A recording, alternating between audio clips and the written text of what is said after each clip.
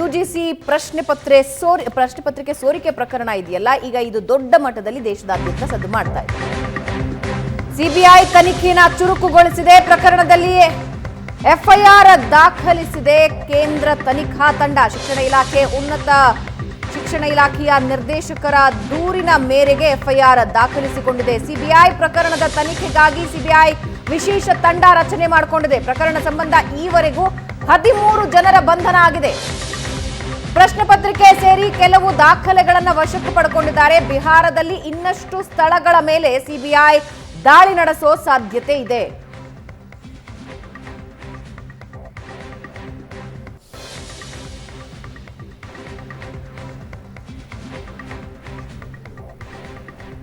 Prashant, over all ಪ್ರಕರಣದ details ಅನ್ನ ವೀಕ್ಷಕರು ಕೊಡೋದಾದ್ರೆ ಹೌ ಇಟ್ ಹ್ಯಾಪನ್, ಹೆಂಗೆ ನಡೀತು ಈ ಅಕ್ರಮ? ಭವನ ನೋಡಿ, ನೀಟ್ ಪರೀಕ್ಷೆ ಬೇರೆ ಬೇರೆ ಕೇಂದ್ರಗಳಲ್ಲಿ ನಡೆಯುತ್ತೆ. ಸುಮಾರು 3,500-4 ಸಾವಿರ ಕೇಂದ್ರಗಳಲ್ಲಿ ದೇಶದಲ್ಲಿ ನೀಟ್ ಪರೀಕ್ಷೆ ನಡೆಯುತ್ತೆ.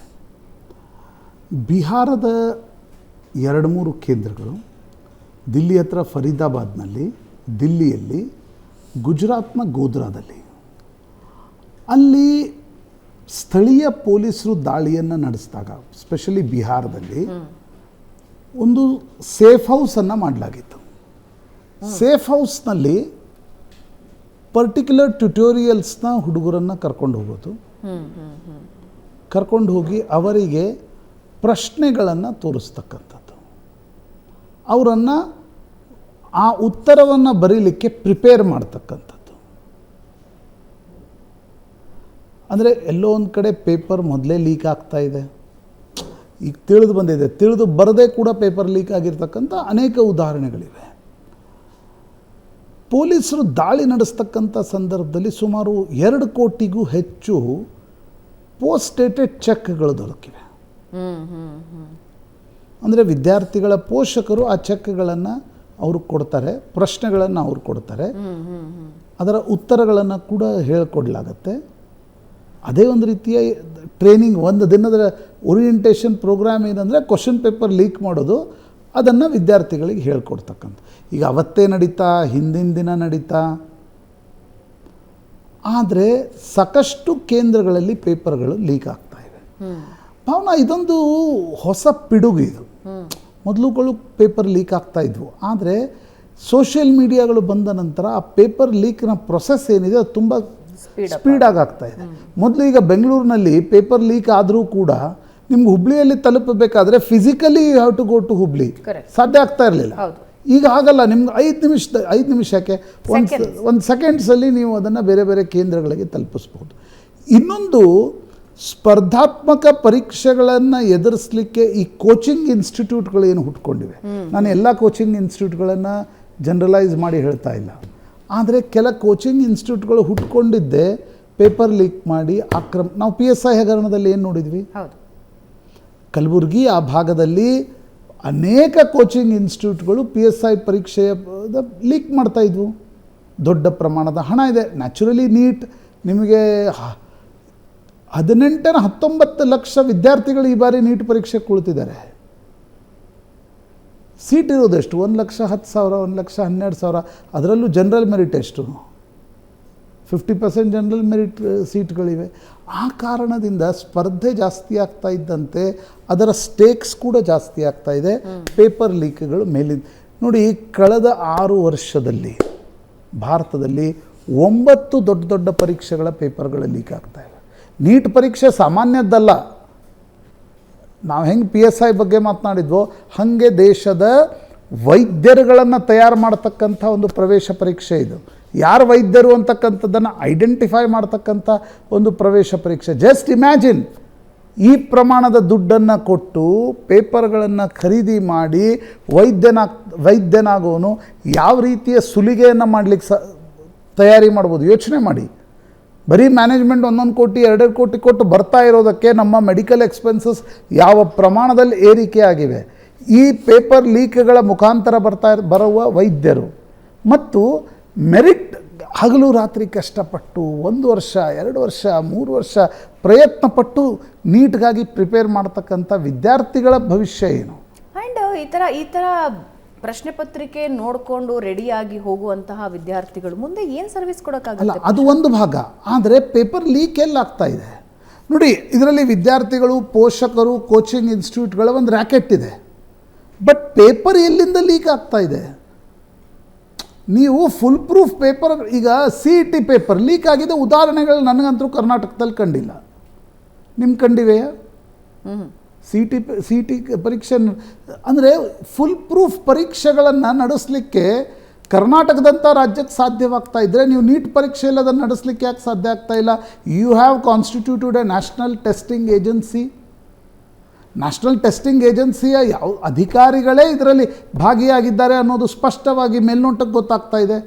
ನೀವು ಅವರನ್ನು ನಿನ್ನೆ, ಅಂದರೆ ಒಂದು ತಿಂಗಳ ನಂತರ ನಿನ್ನೆ ನ್ಯಾಷನಲ್ ಟೆಸ್ಟಿಂಗ್ ಏಜೆನ್ಸಿಯ ಮುಖ್ಯಸ್ಥರನ್ನು ಬದಲಾಯಿಸಿ ಪ್ರದೀಪ್ ಸಿಂಗ್ ಖರೋಲಾ, ಕರ್ನಾಟಕದಿಂದ IAS ಅಧಿಕಾರಿ ಏನಿದ್ರು ರಿಟೈರ್ಡ್, ಅವರನ್ನು ಈಗ ಹಂಗಾಮಿ ನ್ಯಾಷನಲ್ ಟೆಸ್ಟಿಂಗ್ ಏಜೆನ್ಸಿಯ ಮುಖ್ಯಸ್ಥರಾಗಿ ನೇಮಿಸಲಾಗಿದೆ. You just imagine. ನಾನು ನಿನ್ನೆ ಯಾರ ಹತ್ರನೋ ಮಾತಾಡ್ತಾ ಇದ್ದೆ. ಯಾವ ತಂದೆ ತಾಯಿಗಳ ಮಕ್ಕಳು ಈ ಪರೀಕ್ಷೆಯನ್ನು ಪ್ರಾಮಾಣಿಕತೆಯಿಂದ ಎದುರಿಸಿದ್ದಾರೋ ಆ ಮಕ್ಕಳ ತಲೆಯಲ್ಲಿ ಏನು ಓಡ್ತಾ ಇರ್ಬೋದು ಯೋಚನೆ ಮಾಡಿ. ಹೌದು, ಅವ್ರ ತಂದೆ ತಾಯಿಗಳು ಇವತ್ತಿನ ದಿನಮಾನಗಳಲ್ಲಿ ಬರೀ ವಿದ್ಯಾರ್ಥಿಗಳು ಕಷ್ಟಪಡಲ್ಲ, ಪಾಪ ಅವ್ರ ತಂದೆ ತಾಯಿಯವರು ಕಷ್ಟಪಡ್ತಾರೆ. ಒಂದನೇ ತಾಯಿಂದಲೇ ಅವ್ರ ಕಷ್ಟ ಶುರು ಆಗುತ್ತೆ. ಆ ಪರಿಯ ಹೋಮ್ವರ್ಕು, ನಂತರ ನೀಟ್ವರೆಗೆ, ಇಂಜಿನಿಯರಿಂಗ್ ಎಂಟ್ರೆನ್ಸ್ವರೆಗೆ. ಈ ಪೇಪರ್ ಲೀಕ್ ಹಗರಣ ನನಗೆ ನಾವೆಲ್ಲ ಚಿಕ್ಕವರಿದ್ದ ಕಾಲೇಜಿನಲ್ಲಿದ್ದಾಗ ಈ ಅಖಿಲ ಭಾರತೀಯ ವಿದ್ಯಾರ್ಥಿ ಪರಿಷತ್ ಎಲ್ಲ ಬೀದಿಗೆ ಬಂದು ಹೋರಾಟ ಮಾಡ್ತಾ ಇದ್ದರು. ಇವತ್ತು ಅವ್ರು ಎಲ್ಲಿದ್ದಾರೆ ನನಗಂತೂ ಕಾಣ್ತಾ ಇಲ್ಲ. BJP ಸರ್ಕಾರ ಇದೆ ಅನ್ನೋ ಕಾರಣಕ್ಕೋಸ್ಕರ ಮನೆಯಲ್ಲಿ ಕೂತಿದ್ದಾರ, ಸೈಲೆಂಟ್ ಆಗಿದ್ದಾರ? ವಿದ್ಯಾರ್ಥಿ ಸಂಘಟನೆಗಳು ಏನು ಮಾಡ್ತಾ ಇವೆ? ನನಗನ್ಸುತ್ತೆ ಇದೊಂದು ಸಾಮಾಜಿಕ ಪಿಡುಗು. ಕಳೆದ 5 ವರ್ಷಗಳಲ್ಲಿ 9 ರಿಂದ 10 ರಾಜ್ಯಗಳ ಎಕ್ಸಾಮಿನೇಷನ್, ಸ್ಪೆಷಲಿ ಉತ್ತರ ಭಾರತದಲ್ಲಿ ಇದು ಜಾಸ್ತಿ ಆಗ್ತಾ ಇದೆ. ಕರ್ನಾಟಕದಲ್ಲೂ ನಾವು PSI ಸ್ಕ್ಯಾಮ್ನಲ್ಲಿ ನೋಡಿದ್ವಿ. ADGP ಲೆವೆಲ್ನ ಅಧಿಕಾರಿಯೇ ಅದರಲ್ಲಿ ಶಾಮೀಲಾಗಿದ್ದರು. ಅವರು ಶಾಮೀಲಾಗದೆ ಈ ಪೇಪರ್ ಲೀಕ್ ಆಗಲಿಕ್ಕೆ ಸಾಧ್ಯ ಇಲ್ಲ. ನ್ಯಾಷನಲ್ ಟೆಸ್ಟಿಂಗ್ ಏಜೆನ್ಸಿಯ ಮುಖ್ಯ ಅಧಿಕಾರಿಗಳು ಭಾಗಿಯಾಗದೆ ಈ ರೀತಿ ಪೇಪರ್ಗಳು ಲೀಕ್ ಆಗಲಿಕ್ಕೆ ಸಾಧ್ಯ ಇಲ್ಲ. ಸರಿ, ಕೋಚಿಂಗ್ ಇನ್ಸ್ಟಿಟ್ಯೂಟ್ಗಳು ಬೋಲಿ ಹಚ್ಬೋದು, 1 ಕೋಟಿ 2 ಕೋಟಿ 3 ಕೋಟಿ. ಆದರೆ ಟೆಸ್ಟಿಂಗ್ ಏಜೆನ್ಸಿ ಅಂತ ಏನು ಮಾಡಲಾಗಿದೆ, ನಟ ಆ ಅಧಿಕಾರಿಗಳು ಏನು ಮಾಡ್ತಾ ಇದ್ರು? ಯಾರೋ ಅಲ್ಲಿಂದಲೇ ಲೀಕ್ ಮಾಡಿರಬೇಕು, ಇಲ್ಲಾಂದರೆ ಲೀಕ್ ಆಗಲಿಕ್ಕೆ ಹೇಗೆ ಸಾಧ್ಯ? ಮತ್ತು ಇವತ್ತಿನ ಸೋಷಿಯಲ್ ಮೀಡಿಯಾ ಕಾಲದಲ್ಲಿ ಲೀಕ್ ಮಾಡೋದಷ್ಟು ಸುಲಭ ಇದೆಯೋ, ಲೀಕ್ ಮಾಡದೆ ಪರೀಕ್ಷೆ ನಡೆಸ್ತಕ್ಕಂಥದ್ದು ಕೂಡ ಟೆಕ್ನಾಲಜಿ ಇದೆ. ಆ ಟೆಕ್ನಾಲಜಿಯನ್ನು ಬಳಸ್ಬೋದು. ಇವತ್ತು ದೊಡ್ಡ ಪರೀಕ್ಷೆಗೆ, ಆಫ್ಟರ್ 10th ಪರೀಕ್ಷೆಗೆ ಆ ಟೆಕ್ನಾಲಜಿಯನ್ನು ಬಳಸಿ ಅದನ್ನು ಕ್ವಶನ್ ಪೇಪರ್ಸ್ಗಳನ್ನು ಆಯಾ ಮೂಮೆಂಟ್ನಲ್ಲಿ ಕೊಡ್ತಕ್ಕಂಥ ಅವಶ್ಯಕತೆ ಇದೆ ಅಂತ ನನಗನ್ಸುತ್ತೆ. ನೀವು ಹಳೆ ಕಾಲದಲ್ಲಿ 10th ಎಕ್ಸಾಮ್ ಹೆಂಗೆ ಬರ್ತಾಯಿತ್ತು ಪೇಪರ್ಸು? ಇಲ್ಲಿ ಕರ್ನಾಟಕ ಪರೀಕ್ಷಾ ಮಂಡಳಿ ಪೇಪರ್ ಕಳಿಸ್ತಾ ಇತ್ತು. ಅಲ್ಲಿ ಖಜಾನೆಯಲ್ಲಿ ಇಡ್ತಾಯಿದ್ರು. ಎಲ್ಲಿ? ಬೇರೆ ಬೇರೆ ಊರುಗಳಲ್ಲಿ, ಡಿಸ್ಟ್ರಿಕ್ಟ್ ಸೆಂಟರ್ಸ್ಗಳಲ್ಲಿ. ಬೆಳಿಗ್ಗೆ 9 ಗಂಟೆ 8:30ವರೆಗೆ ಟೀಚರ್ಸಿಗೆ ಕೊಡ್ತಾ ಇರಲಿಲ್ಲ. 9 ಗಂಟೆಗೆ ಟೀಚರ್ಸಿಗೆ ಪೇಪರ್ ಕೊಡ್ತಾಯಿದ್ರು. 10:30ವರೆಗೆ ಅವ್ರು ಶಾಲೆಗೆ ತಲುಪ್ತಾ ಇದ್ರು. ಆವಾಗಲೂ ಲೀಕ್ ಆಗಿಲ್ಲ ಅಂತ ನಾನು ಹೇಳ್ತಾ ಇಲ್ಲ. ಆದರೆ ಇವತ್ತಿನ ಸಂದರ್ಭದಲ್ಲಿ ಇಂಥ ದೊಡ್ಡ ಪರೀಕ್ಷೆಗಳ ಪೇಪರ್ಗಳು ಲೀಕ್ ಆಗ್ತಾ ಇರ್ತಕ್ಕಂಥದ್ದು ರಾಜ್ಯ ಇರಲಿ ಕೇಂದ್ರ ಇರಲಿ ಎರಡೂ ಸರ್ಕಾರಗಳಿಗೆ ಒಂದು ರೀತಿಯ ಕಳಂಕವನ್ನು ತರ್ತಾ ಇವೆ. ಉತ್ತರ ಭಾರತದಲ್ಲಿ ರಾಜಸ್ಥಾನ್, ಮಧ್ಯಪ್ರದೇಶ್, ಛತ್ತೀಸ್ಗಢ ದೊಡ್ಡ ಸ್ಕ್ಯಾಮ್ ಯಾವುದು? Paper leak scam. ಯಾಕಂದರೆ ಈಗ ಮೆಡಿಕಲ್ನಲ್ಲಿ ನೀವು ಮ್ಯಾನೇಜ್ಮೆಂಟ್ ಕೋಟಾ ತೆಗೆದುಕೊಂಡ್ರೆ MBBSಗೆ 18 ಲಕ್ಷ ಏನೋ ಇದೆ. ನೀಟ್ ನಂಬರ್ಸ್ ಬಂದರೆ ಮಾತ್ರ. ನೀವು ಕರ್ನಾಟಕದಲ್ಲಿ ನೋಡಿ 18 ಲಕ್ಷ 19 ಲಕ್ಷ ಇದೆ ವಿತ್ ನೀಟ್ ನಂಬರ್ಸ್ ನಾನು ಹೇಳ್ತಾ ಇರೋದು. ಇಲ್ಲಿ 10 ಲಕ್ಷ 5 ಲಕ್ಷ 6 ಲಕ್ಷ 7 ಲಕ್ಷ ಖರ್ಚು ಮಾಡಿದರೆ ಪೇಪರ್ ಲೀಕ್ ಆದರೆ ನಿಮ್ಮ ನಂಬರ್ಸ್ ಈಗ ನೋಡಿ 720 ಬಂತು. ಎಷ್ಟು ಜನರಿಗೆ ಬಂತು ರೀ? 67 ಜನರಿಗೆ 720 ನಂಬರೇ ಬಂತು. ಅದರಲ್ಲಿ 50 ಜನ ಗ್ರೇಸ್ ಮಾರ್ಕ್ಸ್ ತೆಗೆದುಕೊಂಡ್ರು. ಯಾಕೆ? ಒಂದು ಕ್ವಶನ್ಗೆ 2 ಆನ್ಸರ್ ಇತ್ತು ಅಂತ ಹೇಳಾಯಿತು, ಜೊತೆಗೆ ಅವ್ರಿಗೆ ಟೈಮ್ ಕಡಿಮೆ ಸಿಕ್ತು ಅಂತ. ಆ ಗ್ರೇಸ್ ಮಾರ್ಕ್ಸ್ಗಳು ಆ 50 ಜನರಿಗೆ ಯಾಕೆ ದೊರಕ್ತು? ನನಗನ್ಸುತ್ತೆ CBI ಇದರ ತಳಕ್ಕೆ ಹೋಗೋ ಅವಶ್ಯಕತೆ ಇದೆ. UGC ನೆಟ್ ಪರೀಕ್ಷೆಯಲ್ಲೂ ಕೂಡ ಅದೇ ಹಣೆ ಬರ. ನಿನ್ನೆ ಇರತಕ್ಕಂಥ ಕೆಲ ಪರೀಕ್ಷೆಗಳನ್ನು ಮುಂದೂಡ್ತಕ್ಕಂಥ ಪರಿಸ್ಥಿತಿ ಬಂತು. ನಾವು ಚಂದ್ರಯಾನ, ಸೂರ್ಯನ ಸುತ್ತಲೂ ಪ್ರದಕ್ಷಿಣೆ, ನಾವು ಭಾರತದ ವಿಶ್ವಗುರು, ನಾವು ವಿಶ್ವದಲ್ಲಿ ನಮ್ಮ ಒಂದು ಟೆಕ್ನಾಲಜಿಕಲ್ ಸ್ಥಾನ. ಆದರೆ ಈ ರೀತಿ ಪರೀಕ್ಷೆ ಪೇಪರ್ಗಳು ಲೀಕ್ ಆಗಿದ್ರೆ that is a shame for India. ನೀಟ್ನಂಥ ಪರೀಕ್ಷೆ ಅಂದರೆ ಭಾರತದ ಅತ್ಯುನ್ನತ ಪರೀಕ್ಷೆಗಳು. ಈಗ ಕ್ಯಾಟ್ನ ಹಣೆ ಬಾರ ನಮಗಿನ್ನೂ ಗೊತ್ತಿಲ್ಲ ಏನು ನಡೀತಾ ಇದೆ ಅಂತಕ್ಕಂಥದ್ದು.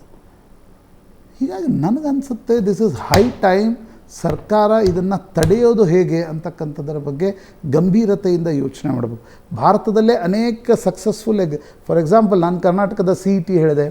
ಇತ್ತೀಚಿನ ದಿನಗಳಲ್ಲಿ VTU ಪರೀಕ್ಷೆಗಳು ಕೂಡ ಫುಲ್ ಪ್ರೂಫ್, ಸ್ವಲ್ಪ ಮಟ್ಟಿಗೆ ಅಲ್ಲೂ ಸಮಸ್ಯೆ ಇತ್ತು, ನಂತರ ಅದನ್ನು ಫುಲ್ ಪ್ರೂಫ್ ಮಾಡ್ತಕ್ಕಂಥ ಪ್ರಯತ್ನ ನಡೆದಿದೆ. ಅವುಗಳ ಮಾಡೆಲನ್ನು ತೆಗೆದುಕೊಂಡು ನೀಟ್ಗಳಲ್ಲಿ UGC ನೆಟ್ನಲ್ಲಿ ಈ ಪರೀಕ್ಷೆಗಳನ್ನು ನಡೆಸ್ತಕ್ಕಂಥ ಅವಶ್ಯಕತೆ ಇದೆ ಅಂತ. ಒಂದು ವೇಳೆ ಭಾವನಾ, ಜಸ್ಟ್ ಇಮ್ಯಾಜಿನ್, ನೀಟ್ ಪರೀಕ್ಷೆ ಬರೆಯೋರು ವಯಸ್ಸೆಷ್ಟು? 18 ವಯಸ್ಸು, PU 2 ಅಂದರೆ 18 ವರ್ಷದ ವ್ಯಕ್ತಿಗೆ ಲಕ್ಷಾಂತರ, ಎಷ್ಟು ಲಕ್ಷ? 19 ಲಕ್ಷ ಭಾರತದ ಭವಿಷ್ಯ. ಅವರು ಒಬ್ಬನು ಮೆಡಿಕಲ್ ಹೋಗ್ತಾನೋ ಇಲ್ಲ, ನಂತರ ಇಂಜಿನಿಯರಿಂಗ್ ಹೋಗ್ತಾನೆ, ಬೇರೆ ಬೇರೆ ನೀಟ್ ಬರೆದವರೆಲ್ಲರೂ ಮೆಡಿಕಲ್ ಮಾಡ್ತಾರೆ ಅಂತಿಲ್ಲ. ಆತ ಭಾರತದ ಪ್ರೆಸ್ಟೀಜಿಯಸ್ ಇನ್ಸ್ಟಿಟ್ಯೂಟ್ಸ್ಗಳಿಗೆ ಹೋಗ್ತಾನೆ, ಆತ ಭಾರತದ ಮುಂದಿನ ವ್ಯವಸ್ಥೆಯನ್ನು ರೂಪಿಸ್ತಾನೆ. ಜಸ್ಟ್ ಇಮ್ಯಾಜಿನ್, ಆತ 18ನೇ ವಯಸ್ಸಿಗೆ ಪರೀಕ್ಷಾ ವ್ಯವಸ್ಥೆಯಲ್ಲಿ ಈ ರೀತಿಯ ಆಕ್ರಮಗಳನ್ನು ನೋಡಿದರೆ ಆತನ ಮನಸ್ಸಿಂದ, ಆತನ ಪರ್ಸ್ಪೆಕ್ಟಿವಿಂದ ನಮ್ಮ ಸಮಾಜವನ್ನು ಮತ್ತು ನಮ್ಮ ವ್ಯವಸ್ಥೆಯನ್ನು ಆತ ಹೇಗೆ ನೋಡ್ಬೋದು? Just imagine. ನನಗನ್ಸುತ್ತೆ ದಿಸ್ ಇಸ್ ಹೈ ಟೈಮ್ ಸರ್ಕಾರ ಇದರ ಬಗ್ಗೆ ಬಹಳ ಗಂಭೀರತೆಯಿಂದ ಯೋಚಿಸಬೇಕು. ಎಸ್, ಇದರ ಜೊತೆಗೆ ಡಿಗ್ ಮಾಡ್ತಾ ಹೋದಂಗೆ ಇನ್ನು ಇದರಲ್ಲಿ ಕಾಂಗ್ರೆಸ್ಸು, BJP, JDU, RJD ಅನ್ನೋದಿಲ್ಲ.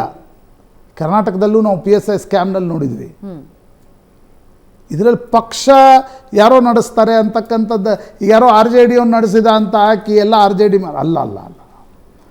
ಅವನಿಗೆ ಪೇಪರ್ ಸಿಕ್ತು, ಲೀಕ್ ಎಲ್ಲಿಂದ ಆಗಿದೆ? ವ್ಯವಸ್ಥೆಯಲ್ಲೇ ಲೀಕ್ ಆಗೋದಕ್ಕೆ ಸಾಧ್ಯ ಇದೆ. ಅದರ ಬುಡಕ್ಕೆ ಹೋಗಬೇಕಾಗತ್ತೆ. ಒಂದು ಚಿಕ್ಕ ಬ್ರೇಕ್ನ ನಂತರ ಒಂದು ಇಂಟಿಗ್ರಿಟಿ ಇರೋ ಜನ ಸಮಾಜದಲ್ಲಿ ಕಡಿಮೆ ಆಗ್ತಿದ್ದಾರೆ. ಕ್ವಶನ್ ಪೇಪರ್ ರೂಪಿಸೋರು ಯಾರು? ಪ್ರೊಫೆಸರ್ಸ್ಗಳು. ನಂತರ ಅದನ್ನು ಡಿಸ್ಟ್ರಿಬ್ಯೂಟ್ ಮಾಡೋರು ಯಾರು? ಅಧಿಕಾರಿಗಳು. ಈ ನಮ್ಮ ಸಮಾಜದ ಬಹುದೊಡ್ಡ ಪಿಡುಗಿರ್ತಕ್ಕಂಥದ್ದು ಭಾವನಾ, ಎಲ್ಲ ಕ್ಷೇತ್ರಗಳಲ್ಲಿ ಇಂಟಿಗ್ರಿಟಿ ಇರೋ ಜನ ಕಡಿಮೆ ಆಗ್ತಾ ಇದ್ದಾರೆ.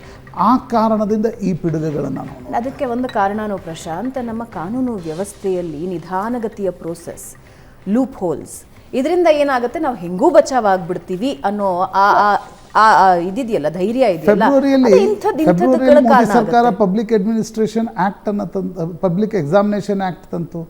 ಸ್ಟ್ರಿಂಜೆಂಟ್ ಪ್ರಾವಿಧಾನಗಳನ್ನು ತಂದಿದೆ. 3 ವರ್ಷ, 10 ವರ್ಷ, ನೀವು ಮಾಸ್ ಕಾಪಿಂಗ್ ಹೊಡೆದ್ರೆ 10 ವರ್ಷ ಜೈಲು ಶಿಕ್ಷೆ ಪ್ರಾವಿಧಾನಗಳನ್ನು ತಂದು. ಯಾವಾಗ ಆಗುತ್ತೆ ಅನ್ನೋದು ಪ್ರಶ್ನೆ ಪ್ರಶಾಂತ್. ಲೂಪ್ ಹೋಲ್ಸ್ ಮೂಲಕ ನಾವು ಬದುಕೋಬಹುದು, ಆಚೆ ಬಚಾವಾಗಿ ಬರಬಹುದು ಅನ್ನೋ ಧೈರ್ಯನೇ ಇವತ್ತಿನ ಈ ವ್ಯವಸ್ಥೆಗೆ ಮುಖ್ಯ ಕಾರಣ ಆಗುತ್ತೆ.